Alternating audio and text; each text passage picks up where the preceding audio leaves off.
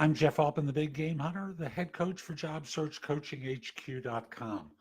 That's a site with curated information that you can watch, listen to, or read that will help you find work more quickly. Now, this is one of those fun interview questions.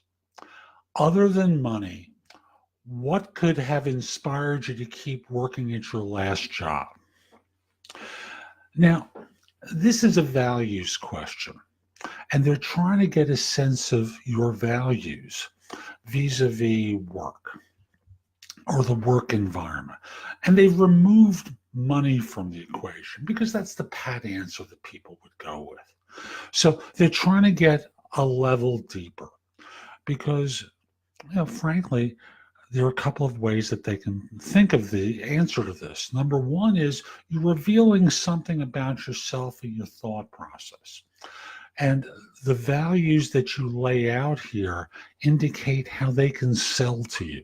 You're telling them how to appeal to you in their organization.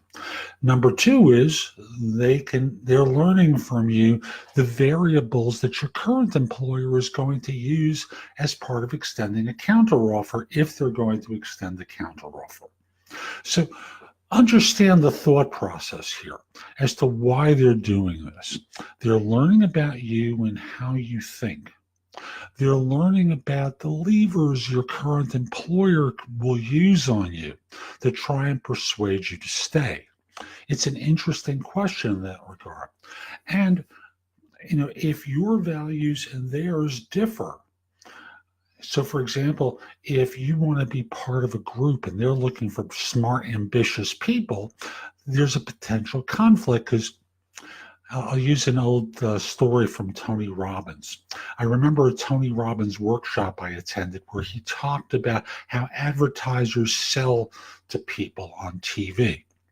And he would say there are 5 different personality types. People who want to be a part of something, or they call them belongers.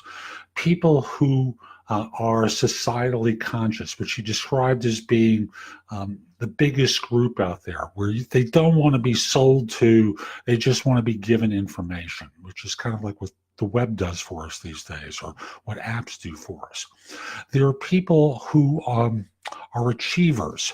They're just successful. You can't sell to them, except in a very understated way. There are needs-driven people. I forget the 5th category. Emulators. They want to be achievers, but they don't make enough money. So they tend to be on the younger side. They're sold to via sex on TV. So it's all those hot car girl switches back and forth, or the commercials for women where she's licking her lips on camera, and there's the close-up of the lips.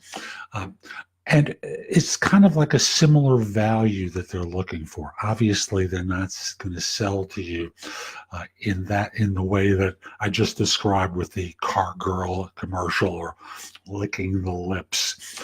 But generally, what they're going to try and do is use the information that you give them to sell to you. So, for example, if you talk about your team, we've got a wonderful group of people here. They are talented, they are smart, they really care for one another. If you talk about the challenge of the work, they'll turn around and talk with you about, we've got a challenging project ahead of you that you could really sink your teeth into. And notice how what they can do is turn your language to try and persuade you to join. It's a very clever question, and thus ideally you can shape your answer with multiple answers, not just one, multiples. And the fun thing, I'll give you an example. I don't know if I can pick one thing. I would say what could keep me there, what would inspire me to keep working in my last job would be a better, the improved caliber of work and continuing to work with great people. I really like the team. I really wish I could have done something more interesting. I've been on the same project for the last 2 years, no changes in responsibilities. I was doing well, and the issue came down to not really seeing anything more there because they were very happy with my work on this project and not giving me anything new. So notice how the next employer can now flip this and talk with you about, we've got some really challenging work ahead.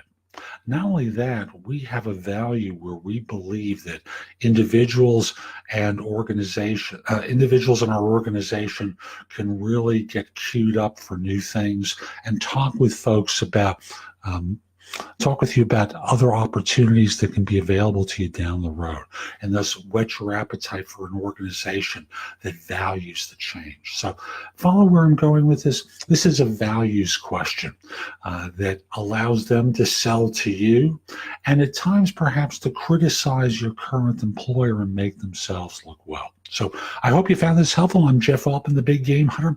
If you're interested in my coaching you, reach out to me through LinkedIn at linkedin.com/IN/the Big Game Hunter. Mention that you saw the video. I just like knowing that I'm helping some folks. And I'll just say, once we're connected, message me. We'll set up a time for a discovery call. Also want to say, if you're not interested in coaching but just have a couple of questions, reach out to me through an app called Magnify, MAGNIFI, which is an iOS-only app where we can have a video conversation, or through PrestoExperts.com, and we can do it by phone. Hope you have a great day. Take care.